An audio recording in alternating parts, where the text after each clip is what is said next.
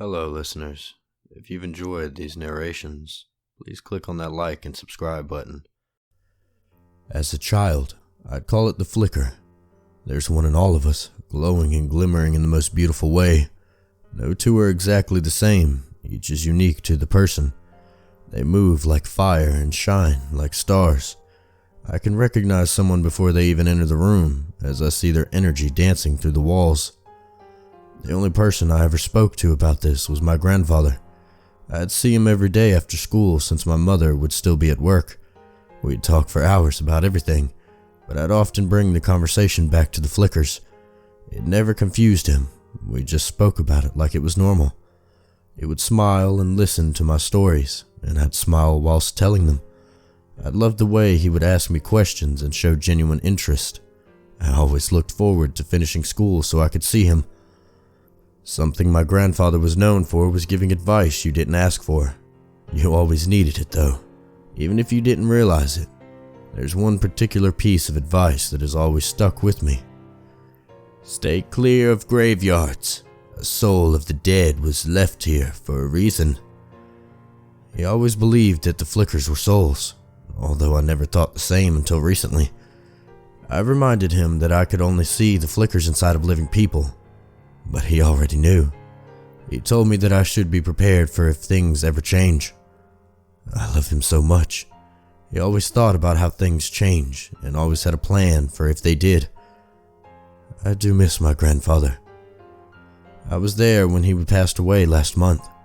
He had been sick for a few weeks going in and out of the hospital, but he never let it change him. Right until the last day, he was always his usual self. Making us laugh, talking non-stop and giving us advice. He had a wisdom-esque charm about him, like he always knew more than you realized. His gift was being able to prepare anyone for anything. The one thing he could prepare no one for was his death, though. We all knew it would happen eventually, and we were by his side when it did. He didn't say much in his final few hours, but right before he closed his eyes for the final time, he looked at me with confidence. It was as if he wanted to pass his confidence onto me before going. The hardest part, and the part that cemented my belief in the flickers being souls, was watching his disappear. It didn't happen fast. This was not akin to a candle being blown out. It shrunk slowly as it got faintly dimmer by the second. It was like a flame burning to the end of its wick, finishing a full life lived. It was about the only thing that gave me comfort at the time, knowing that his fire burnt out rather than being extinguished. Over the past months, my connections to the flickers have diminished though. It's happened slowly at first. I would notice them getting fainter every day. Yesterday I looked in the mirror and I could not see a flicker at all. No flame through the walls, no glowing on the streets. I could no longer see them. I could no longer feel them. I felt so alone, as if I could no longer truly connect with anybody. Nobody even knew it, but I was going through another loss. I did something I thought I would never do. I visited a graveyard. I had to see my grandfather's grave. I made my way down that night. It was completely empty, not a person in sight. I'm not just saying that because I couldn't see any souls. I thought that was the case too, but then I had a proper look around and I was truly alone. As I approached my grandfather's grave, I looked longfully at the stone and the dirt. It was so hard to believe that he was really gone. Hey, grandfather. The flickers are all gone. I can't see them anymore. I paused as if I was waiting for a response. None came, of course.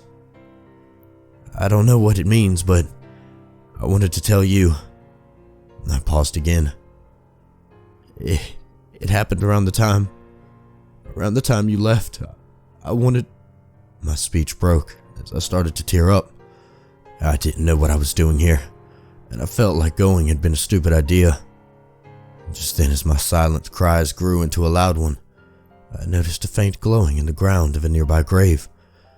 Then 2, then 4, and then many, many more. The dirt all began to light up with flickers beneath. Many graves remained dark, my grandfather's included, yet many were shining so bright. The flickers floated gently into the air, eye level with me. There were easily 100 of them, probably more. Each began to circle around me. Their gentle glows were so beautiful. I felt like they could sense my connection. They knew I could see them. They shone differently than living souls, slightly darker. Their flames flickered and danced more than I was used to. I should have listened to my grandfather, but I realized it was too late. My eyes were too busy watching their movement to realize that a flicker had moved into my head from behind. I noticed my mind becoming fuzzy, as if I could hear the soul's own thoughts. "We made your grandfather sick." This sentence was so disgusting I almost couldn't process it at first. "We can do the same to you." I fell to the floor, causing the flicker to leave my head. I could think clearly again, and I noticed that they had all stopped moving. They were just waiting to find out what I would do. Whilst linked with that flicker, I could almost feel their wants and motives. They wanted to control my body, to use me.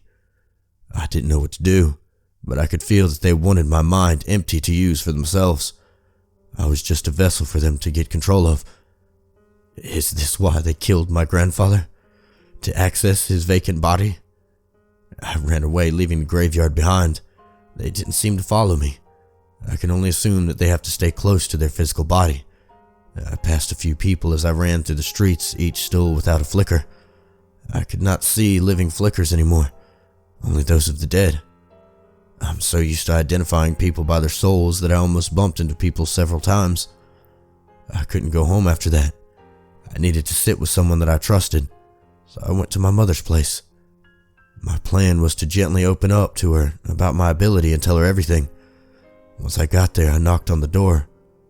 But in all my panic, it took me a moment to notice that I could see a flicker through the wall. It came closer as I heard the lock turn, and I watched the door open. My mother was standing there, the glowing coming from within her. Then she spoke. "Didn't we tell you what we can do to you?" We stared at each other, expectingly. They were waiting for my reaction, but I didn't have one. I was frozen, locked up with fear, unable to react. "Your mother was kind enough to drop by her dad's grave earlier. Isn't that so nice?" I let my anger show through my fear. "Get out of her now!" As my passion for protecting my mother rose, I noticed that a second glow inside of her. Looking down, my own flicker had also returned. I could see them through all the houses on the street. These were living flickers, and they shone like stars. I stared at my mother's. It was as bright as always, yet ever so small. The flicker of the dead was seemingly extinguishing what was left of my mother. I felt a burning deep inside of me and noticed my own flame larger than ever. I watched as it slowly left my body and grew closer to my mother's soul. They danced and intertwined, sharing their strengths, igniting each other. Her fire grew stronger until it had fully engulfed the dead flicker possessing her. She collapsed to the floor as my own soul returned to me. I could see clearly that the soul inside of her was once again her own. Her own flickering, shining bright, told me that she was still alive. I got her into bed and sat downstairs. I questioned myself whether my ability is a gift or a curse. All I knew is that I wanted to ask my grandfather. He would know what to do. And just then, my phone ID lit up, and my grandfather was calling.